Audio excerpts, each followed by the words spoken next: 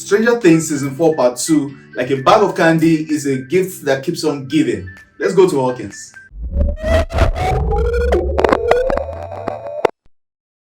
Yo, what's up? It's Tech and this is GVNNaija, where we review movies, series, comics, animations, and video games. It's Stranger Things Season 4 Part 2. This review is going to be filled with spoilers. This is your heads up. I'm not going to give that one in anymore. And now getting straight to it. The same way Season 4 Part 1 ended on such a sweet note is where we picked up in Part 2. And the funny thing about this that I really did enjoy was the Duffer Brothers delivered.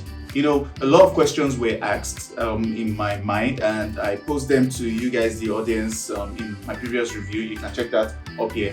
And they answered a lot of them. Now, one thing I'm going to note is I did make a mistake. Even though I remembered clearly, I think after Season 1 was done, or while I was watching Season 1, that the Duffer Brothers actually planned the 5-season series for Stranger Things.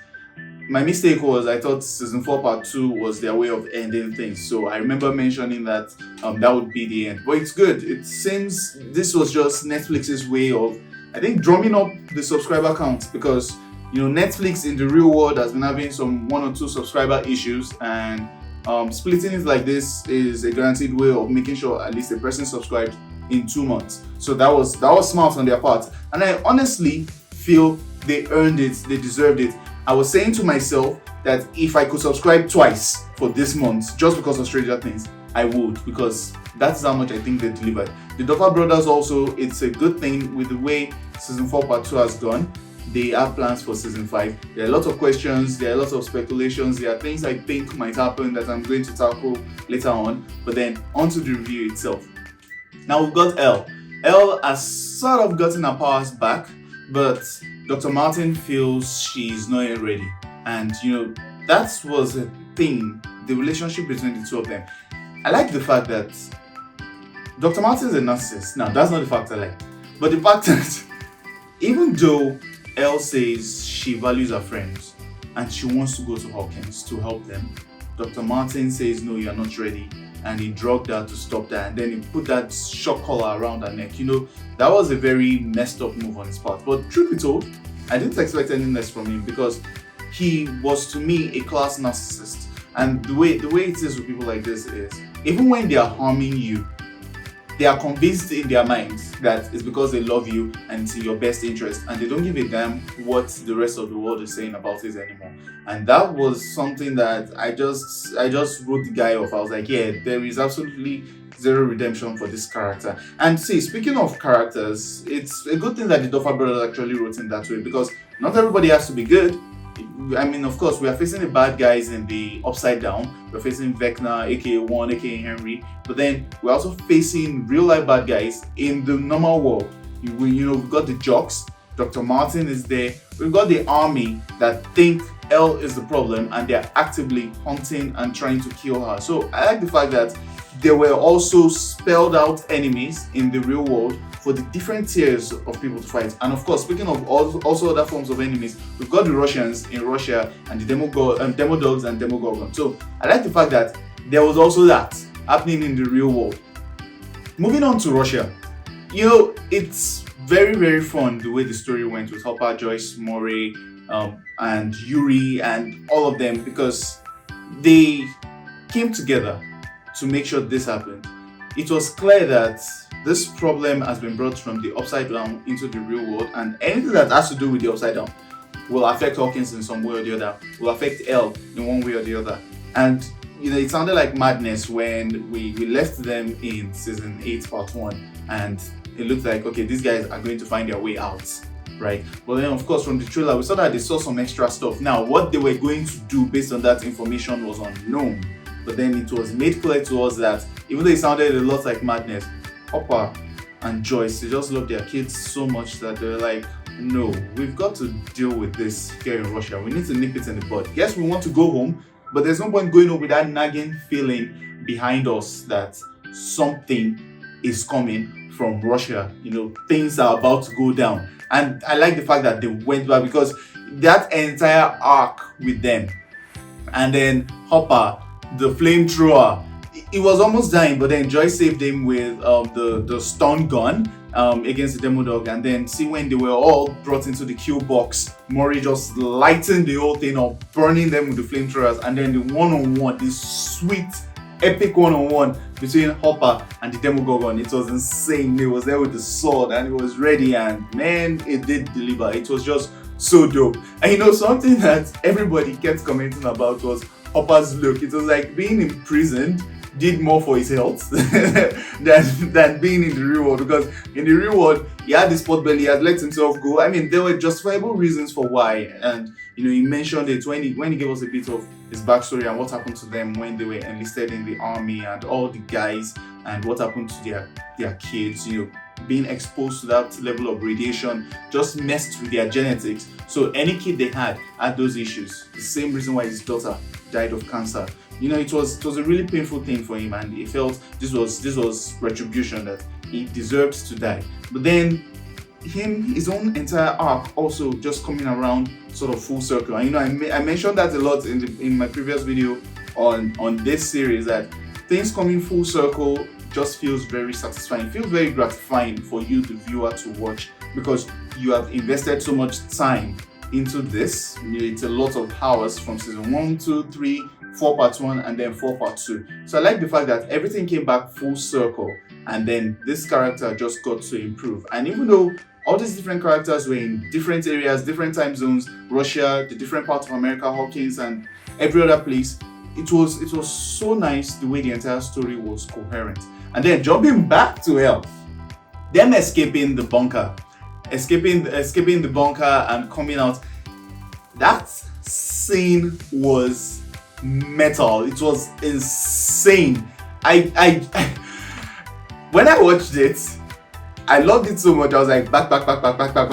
Let me watch this thing again, because it was just so good. I mean, look at Elle when she was okay. She had been drugged, right? Dr. Martin had drugged her, and then he had a shock collar around her, and then the army found their location. I know this entire time, Will and the rest, they've been looking for them, and then Argyle for me, I think it's the unsung hero of season 4, part 2 especially, because from all he's done, from finding the tire tracks to the pizza, and you know, speaking of the pizza, what do you guys think about pineapple pizza? I mean, clearly Elle loves it, because it's a case of don't put it down till you've tried it, and that's my opinion with most things food. But that was me digressing. Now going back to them.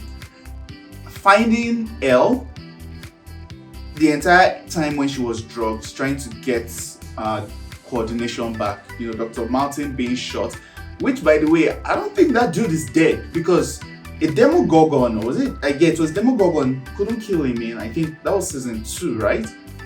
What's the proof that he's actually dead this time around? You understand? I won't be shocked if I see him in season 5. I'm just putting that out there now. So reference this video when you see him in season 5. If he's dead, good. But if he isn't, I won't be shocked. That's just the truth. And then Elle, that scene where the sniper dude, they were able to distract him for a bit, and then it turned. But then the general was like, he should take her out. And then that taking her out part, I mean, they thought they were the ones about to do the taking out. They didn't know they were about to be crashed and killed. And that part was just insane. When Elle put her hand out, and then she was making sure, you know, the helicopter, she was doing her superpower thing.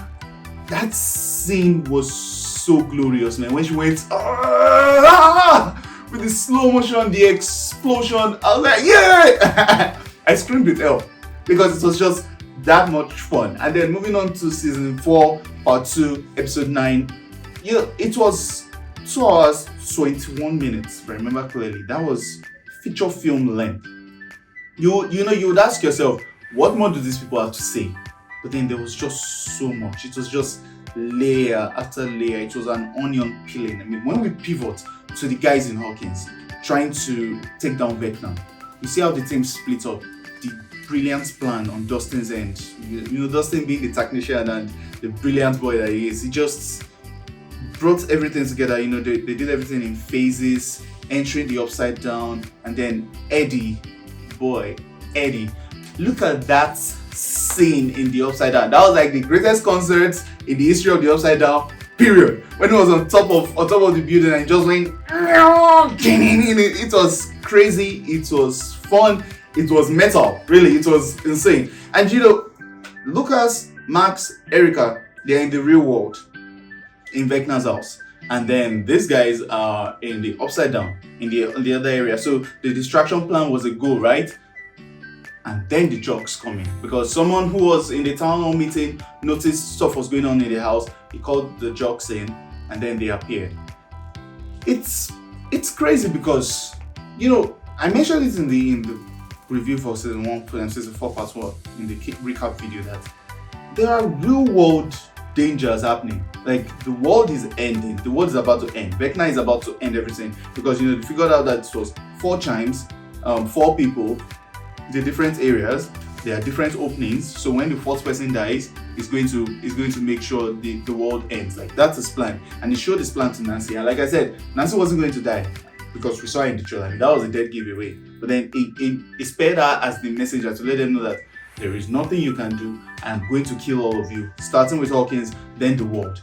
And, you know, speaking of Vecna, it's insane. It's crazy because evil people will do evil things for the sake of evil, period. Because there is no way you can justify to me that when Vecna was a kid, okay, he said his dad did evil things during the war, his mom did not really show us, but let's say she did an evil thing, she's an adult, she has done something bad, right? What about the sister, his younger sister? Why did he kill her? And that's the thing. Like, this dude is just a bully. He's you know, when I was watching in season 4 part 1, and that was something that I failed to mention in the previous review, it feels like Freddy Krueger to me. He only sees the darkness in you, and it comes during your weakest parts. And even your best memories, as displayed when Max tried to escape from him, even your best memories are things he will try to corrupt. And that is his purpose. He's just evil for the sake of evil. There is no justification behind it. He just wants things to end. And that's what he thrives on.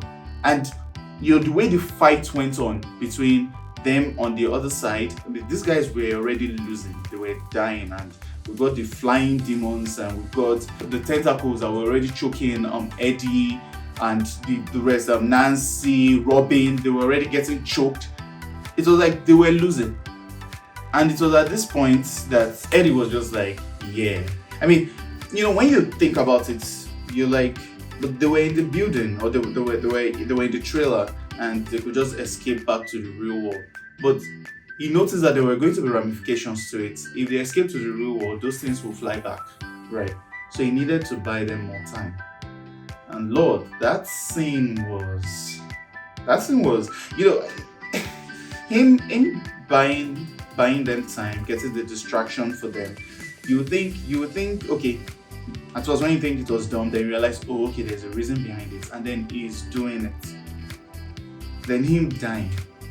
Honestly, it's been a long time since anything made me teary-eyed, but that scene made me teary-eyed. And you know, you would think that was all there was to it, but then simultaneously, stuff was happening in the real world.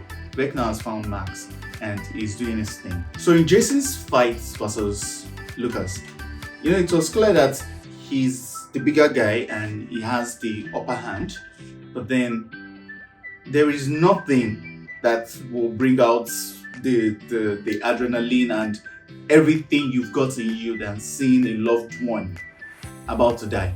And that was what brought out what Lucas just needed to do, because at that point it was clear that she's about to die. That's Max. She's lifting in the air. And then Lucas was like, hell no, fam. You are not the one that is going to cause this to happen. And then, yes, the fight happened. And it beat the crap out of him. It was so glorious to watch. I enjoyed it. But then, you know, the scene that followed after was just very, very gut-wrenching. It was Elle getting her butt kicked in the upside down in Max's mind. And then it was just insane because her limbs were already getting broken. It was crack after crack after crack. You know, Eddie just died. And that's the thing, like the Duffer brothers were just like, oh, you think Eddie's death was painful? Wait, we are coming. And man, that part was just so painful. I do not know where the tears started dropping from my eyes. I'm never going to lie. I was really, really moved by this. It was, if I'm going to compare it to something that really, really moved me, remember the Red Wedding in season 6 of Game of Thrones? Yes, it was something like that. the Red Wedding in season 6 of Game of Thrones. So it was, I think it was even greater than that for me, because I did not remember something that moved me that much that I'd watched in recent times. But man, that absolutely did. And then Caleb's acting was just so beautiful. Like, you have to remember, in your mind, you have to remember that this is acting. But even in all of that, he's acting as Lucas over Max's death. And Sadie, Max, she was saying, I'm not ready to go, I don't want to die. And then she dies. And then Elle witnessed everything. That part was just so gut-wrenching. But then, it was crazy, because Elle was like, nah, I'm not going to accept this answer. And then she reversed the death. So now we have a comatose Max with broken limbs and a POP all over, right? And she's out of it. So I have a question. Maybe they'll figure that out in part 5, or in season 5, because I'm thinking there will also be a time skip, maybe to be about a couple of months or a year. But then in real life, when you think about it, given how everything has gone down with the 2-year gap, I'm thinking maybe the earliest we'll see season 5 will be sometime in 2024. I don't expect we'll see it in 2023, because at the time of recording this review, production has not even started, and we are already in the second half of 2022. So that's just my guess. It might be earlier, I'll be happy, but that's just me guessing. One other question I have is this. When all of them reunited in Hawkins at the end, right? Why was Elle and her team feigning ignorance? So, speaking of the team first and foremost, Elle went into the mine, she did a deep dive to help fight with Max, right? Why didn't they mention that? Because Lucas also mentioned that Max was dead for a minute in his arms. And then somehow, Elle, maybe I can understand that Elle was feeling defeated, right? That she did not fully save Max. But at least they should have mentioned that. Are they saving that gist for sometime in season 5 when they talk about it? Because they should have at least mentioned that, yes, we knew what was happening thanks to Elle, and Elle did a deep dive and also fought Vecna. They should have at least mentioned something. So it was feeling like, why aren't people talking about it? And then they were just all there and they were saying it was a miracle. Elle was the miracle. Elle was the one that made it happen. But I'm guessing maybe because Elle was just feeling defeated at the moment. That's why she did not bring it up. But that was what it was feeling like to me. There were more questions in that small hospital scene, and they had the answers, but they never gave the answers. They just hugged each other that we're happy to be together. And hey, I guess maybe that's how emotions work. And yes, the reuniting scene with the entire family, especially Elle and Papa. Like, Elle never gave up hope that Papa was alive. That's why she always left the door 3 inches open, and then she said it, and them just being together. That scene was very heart-touching, and I really enjoyed it. It was an absolute delight to watch everything come together. Now, one thing that I am thinking, like I said, that they might figure out is the sound, the music. Music was what helped her escape Vecna's grave. So music might be what brings her out of that comatose situation, because it was Vecna's powers that caused her to be in that state. It was Elle's powers that reversed some of the effects. So I'm thinking music might be a thing too. We'll find out in season 5. Also, speaking of speculations for season 5, remember Will said he's very sure Vecna isn't dead.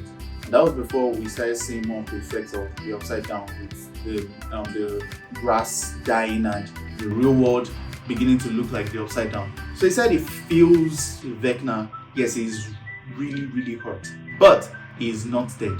He's coming back in full force in season 5, and I expect season 5 will probably just start with fighting. Like, everybody, let's just start fighting and killing each other. And I honestly feel Will is going to play a more important role, because if you remember, it all started with Will's abduction in season 1. So I feel Will is going to play a very important role in season 5 too. Yes, there's the whole thing about sexuality, but I don't think that will be a lot in the fall compared to the core of the story. And I'm excited. I'm looking forward to seeing that. Also, speaking of stuff that would happen in season 5, before the world realizes that this is the effect of the Upside Down, I don't know whether that would ever happen and Eddie will ever be vindicated in the eyes of the world, because they've attributed everything that's happening to the Hellfire Cult, and they've called them a satanic cult.